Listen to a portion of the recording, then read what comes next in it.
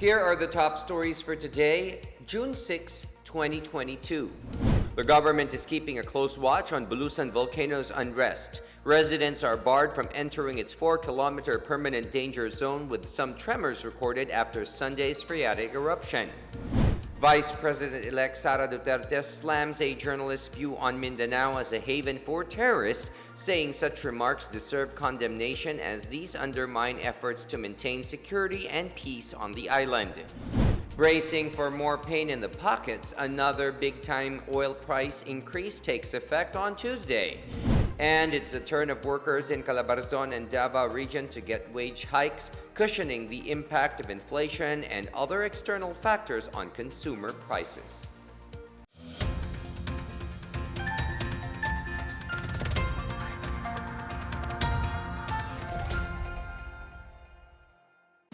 Good day, I am William Theo. Welcome to the PNA Newsroom. Alert Level 1 is raised on Bulusan as it is currently at an abnormal level.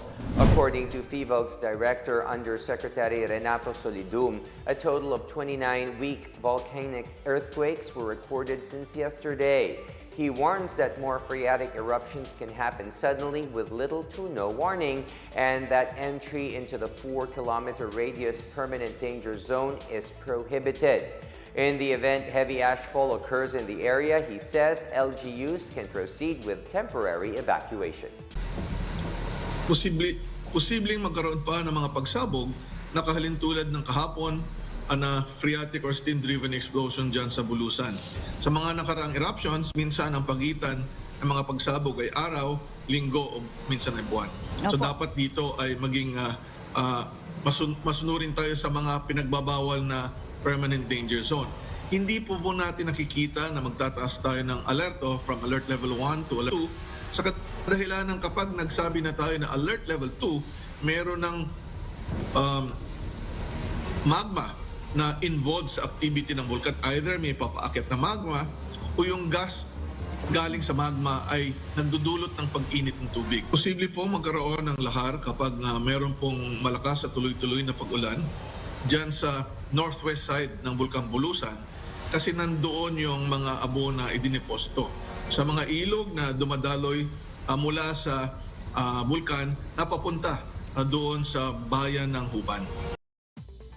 Police officers have been mobilized in Sorsogon and nearby areas to assist those affected by Sunday's phreatic eruption of the Bulusan volcano. Philippine National Police Director for Operations Major General Valeriano De Leon said these units were also ordered to secure business establishments against possible looting incidents. Unit commanders were also instructed to make available vehicles and transport assets for the evacuation of local residents. Meanwhile, the National Disaster Risk Reduction and Management Council, or NDRRMC, is closely monitoring the situation. It also prohibits the entry into the 4-kilometer radius permanent danger zone. It also directed the Bicol RDRRMC to pre-position teams and resources to support the affected LGUs. President-elect Ferdinand Bongbong Marcos Jr. says he will continue vlogging even after assuming as the country's top official. This is to ensure that the dissemination of information from the government will not be limited to the mainstream media. Kaya ipapagpatuloy talaga namin yung vlog na ito. Every so often, meron tayong paliwanag doon sa ating mga ginagawa para hindi lamang sa pahayagan ang inyong nagiging balita, kung hindi pati na from the horse's mouth, ika nga. Mula sa aming mga vlogs, sa mga albums at mga mensahe na pinopost namin, lahat po yan ay hindi magiging matagumpay kung wala ang inyong suporta. Marcos's vlog has over 2 million followers on YouTube.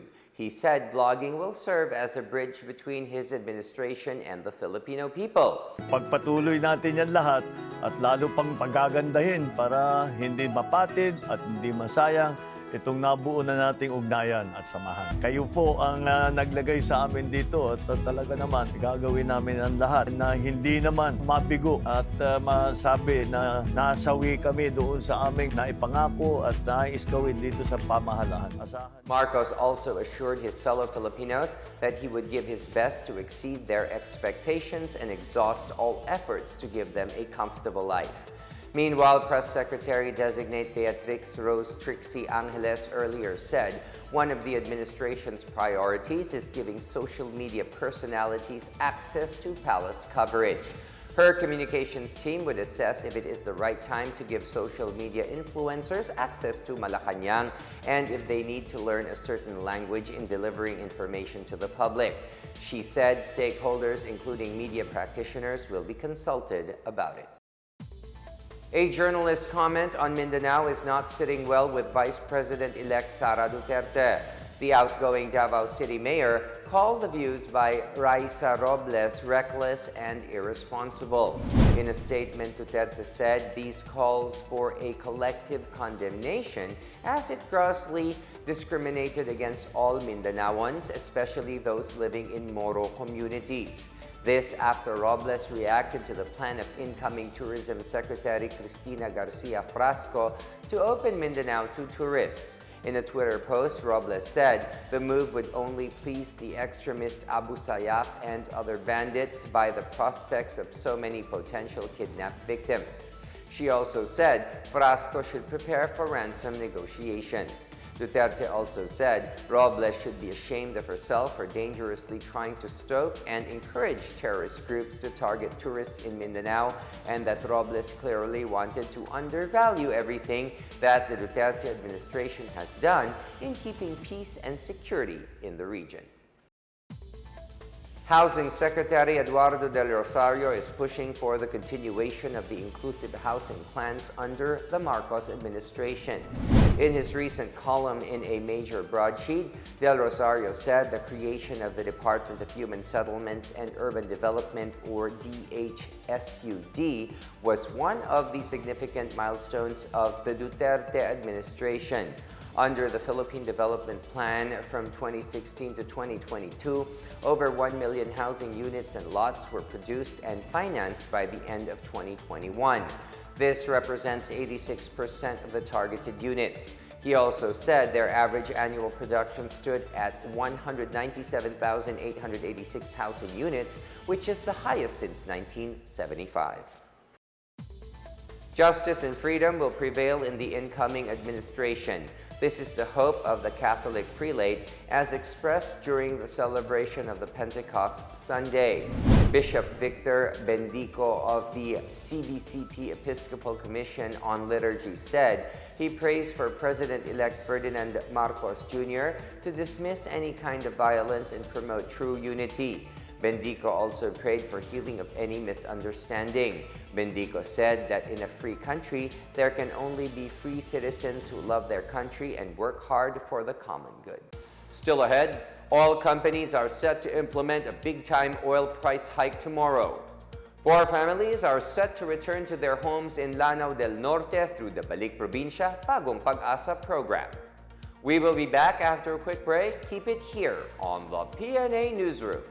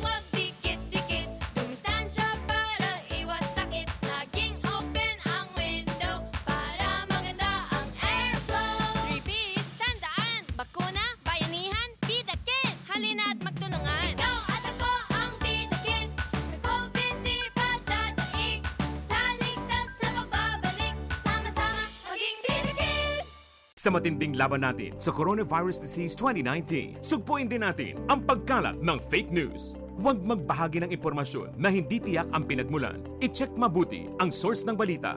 Kumuha lamang ng impormasyon mula sa mga official channel ng Department of Health.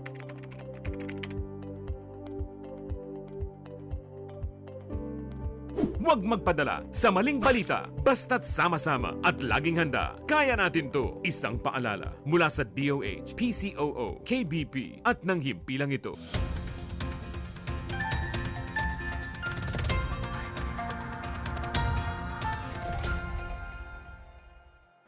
Oil companies have announced a big-time price hike on fuel products starting tomorrow.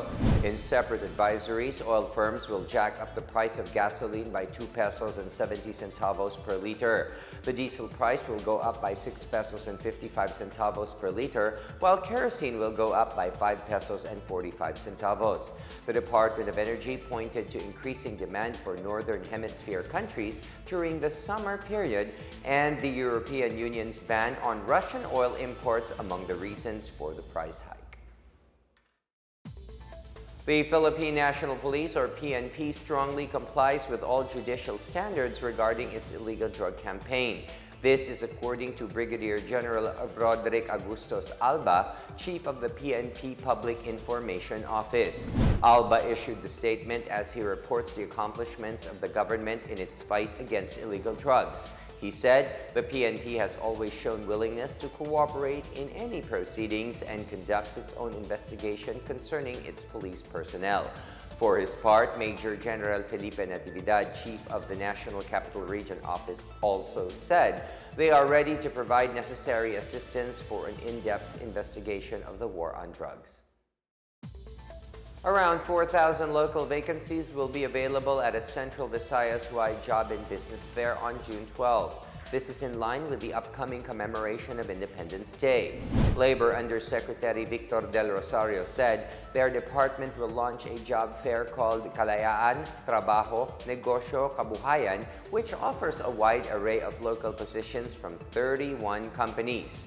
In Cebu, job seekers are invited to visit the Robinsons Galleria, while applicants in Negros Oriental can join the job fair at the Lamberto Macias Complex Center in Dumaguete City.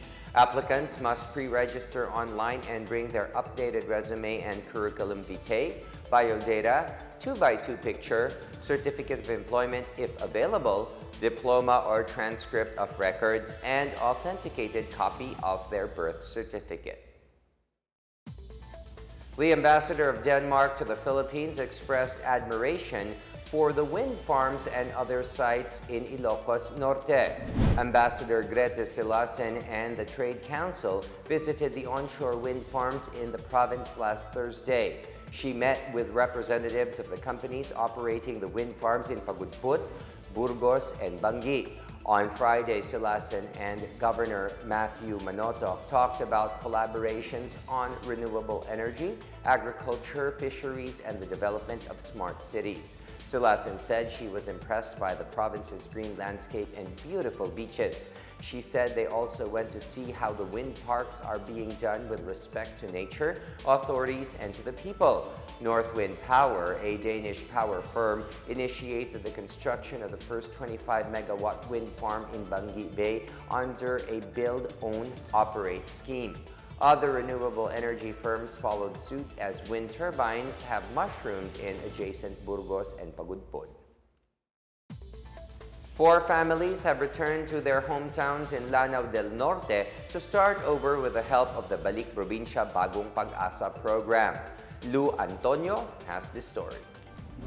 4 beneficiary families in Lanao del Norte are given the chance to restart their lives in their respective hometowns through the government's Balik Probinsya Bagong Pag-asa or BP2 program.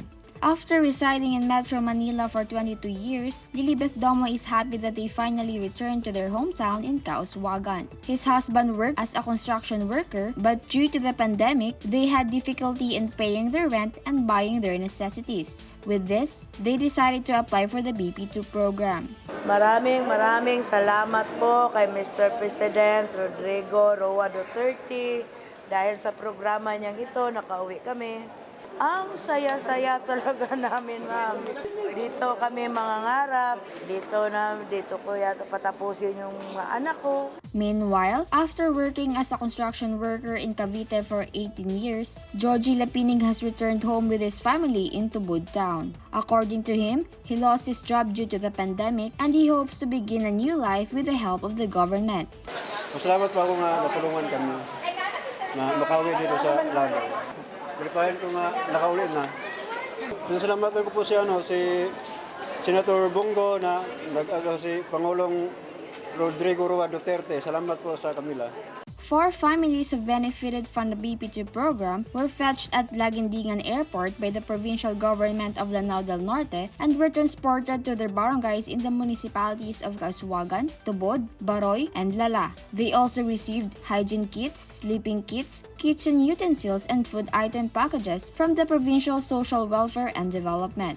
Moreover, 3 families from Bukidnon and 1 from Iligan City also benefited from the BP2 program. For the PNA Newsroom, Lu Antonio of PIA Iligan City and Lanao del Norte.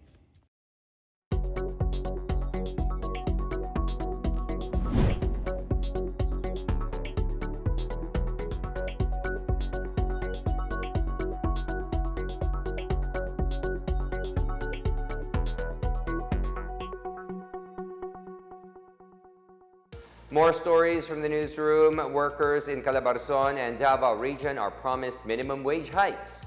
Basketball superstars Mark Agiwa and Joe Devans are set to retire from the PBA. Details ahead. Stay with the PNA Newsroom.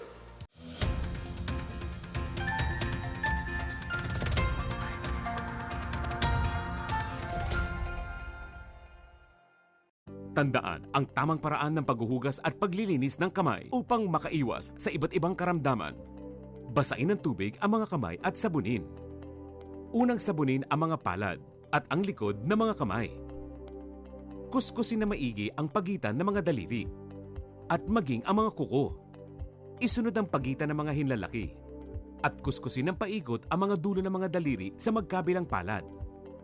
Banlawang mabuti ang mga kamay sa malinis na tubig at patuyuin ang mga kamay gamit ang single-use towel o air dryer. Basta't sama-sama at laging handa, kaya natin to! Isang paalala mula sa DOH, PCOO, KBP at ng himpilang ito. Alamin kung paano ang tamang pagsusuot ng surgical mask. Una, hawakan ang mask sa strap at siguruhing natatakpan nito ang inyong bibig at ilong. Tandaan, ang may kulay na bahagi ng mask ang dapat nasa labas. Ito lamang ang tamang paraan ng pagsuot nito. Ihulma ang nose piece o maliit na metallic strip ayon sa hugis ng inyong ilong. Iwasan ang paghawak sa inyong ilong at bibig. Kung marumi na ang mask, hubarin ito gamit ang strap at itapon ito sa isang basurahan. Siguruhin ang maayos na paghuhugas ng kamay gamit ang sabon at tubig.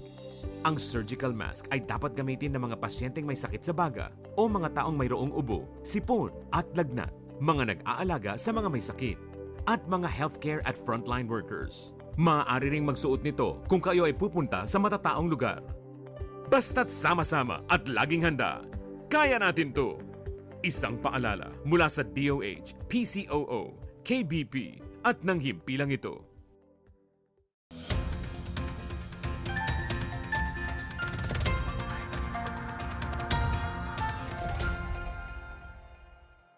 Minimum wage earners in Calabarzon and Davao region are set to benefit from a series of increases in their salaries. Labor Secretary Silvestre Bello III on Saturday announced that private sector workers in Calabarzon will receive an additional 47 to 92 pesos in their salary. The workers in Davao region, on the other hand, will get an additional 47 pesos. The wage increases shall be given in 2 tranches. The Davao Board also set the new monthly wage rate for domestic workers to 4,500 pesos or a monthly wage increase of 1,500 and 2,500 pesos for chartered cities and first-class municipalities and other municipalities. The government vows to continue providing housing and other forms of aid to indigenous groups and barangays cleared of insurgency beyond the Duterte administration's term. More on this from Marita Mowahe. The Department of Human Settlements and Urban Development in Region 10 is preparing to expand a housing community of indigenous peoples in northern Mindanao in partnership with the Army's 4th Infantry Division. DHSUD 10 Director Ariel Abragan said by providing basic shelter to indigenous communities, the government is a step closer to ending insurgency. In 2019, the National Housing Authority started the construction of an IP village in Sitio Eva, Balingasag, Misamis Oriental for Higaunon residents. In March 2022, the HSUD Secretary Eduardo Del Rosario approved the construction of 5 more IP villages as a continuation of the NHA project. Meanwhile, the Regional Task Force to End Local Communist Armed Conflict in Western Visayas reaffirmed its commitment to continue interventions in insurgency-cleared barangays beyond the term of President Rodrigo Duterte. The Poverty Reduction, Livelihood and Employment Cluster, or PRLEC, is present in the majority of the barangays that were cleared of insurgency in 2021. This year, they hope to extend interventions in at least 45 of the 90 villages. A total of 72 barangays in Western Visayas were cleared of insurgents in 2019, while 93 more were cleared from 2020 to 2021. Meanwhile, a total of 151 former New People's Army rebels from Iloilo Province are expected to receive their livelihood settlement grants from the Department of Social Welfare and Development before the end of June. The DSWD annually allocates funds for 164 former rebels under its Sustainable Livelihood Program as part of its commitment with the PRLEC of the National Task Force to End Local Communist Armed Conflict. This year, Iloilo has the biggest endorsement of 151 former rebels. Each former rebel is entitled to cash assistance of 20,000 pesos for a proposed project. For the PNA Newsroom, I am Marita Muaje. The Department of Health Eastern Visayas has warned of the possible resurgence of leptospirosis in the region this rainy season. The DOH said the rain may cause flooding in low-lying communities, forcing people to wade in floods. Leptospirosis is caused by the Leptospira spirochetes bacteria that is spread through rat urine and transmitted through contaminated flood water or food. The DOH advised people to wear boots and gloves. The public is also advised to drain potentially contaminated water, control rodents in the house by using traps or poison, and maintain cleanliness. From January 1 to May 28, the illness had sent to the hospital 53 residents in the region. It has killed a total of 8 residents in the region this year.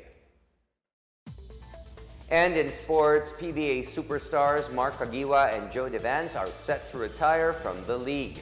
Ginebra head coach Tim Cone said Caguioa, the current face of the franchise, is retiring quietly without fanfare. Caguioa has yet to formally confirm he has called it quits, but Cone said he is no longer attending practices and he's already unlikely to be under contract. The 3rd overall pick of the 2001 draft is set to hang his jersey after 18 seasons, all with Ginebra.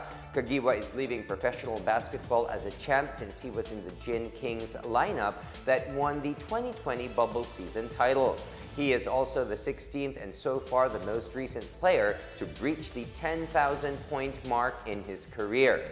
Earlier, Joe Devance announced that he is leaving PBA after 15 seasons of playing in the league. The first overall pick of the 2007 PBA draft won 12 championships, including the 2014 Grand Slam with the Magnolia franchise.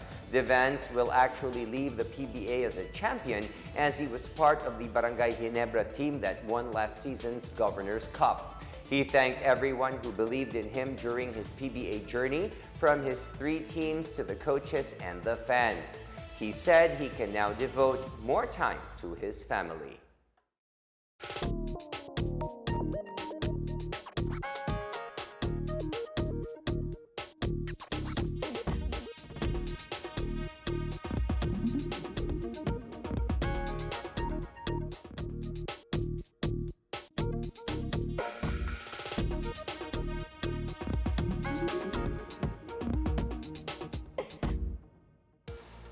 Let's take another look at today's biggest stories. The government is keeping a close watch on Bulusan volcano's unrest. Residents are barred from entering its 4-kilometer permanent danger zone with some tremors recorded after Sunday's phreatic eruption. Vice President-elect Sara slams a journalist's view on Mindanao as a haven for terrorists, saying such remarks deserve condemnation as these undermine efforts to maintain security and peace on the island. Bracing for more pain in the pockets, another big-time oil price increase takes effect on Tuesday. And it's the turn of workers in Calabarzon and Davao region to get wage hikes, cushioning the impact of inflation and other external factors on consumer prices. As Filipinos, we all have a vital role to play in preventing the spread of COVID-19. So remember, wear your face masks and face shields, wash your hands often, practice safe physical distancing, go out only for essential reasons, and get vaccinated as soon as possible to protect ourselves, our families, and the community. Together, we can beat COVID-19.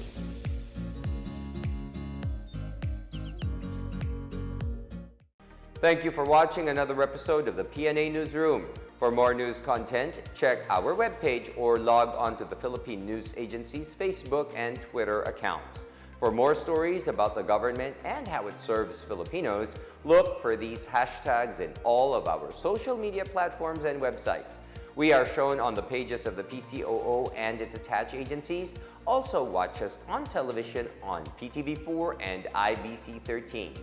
And that's your daily dose of the biggest stories that you need to know. From the PNA Newsroom, we tell stories that inspire change. I am William Theo. Good day, everyone.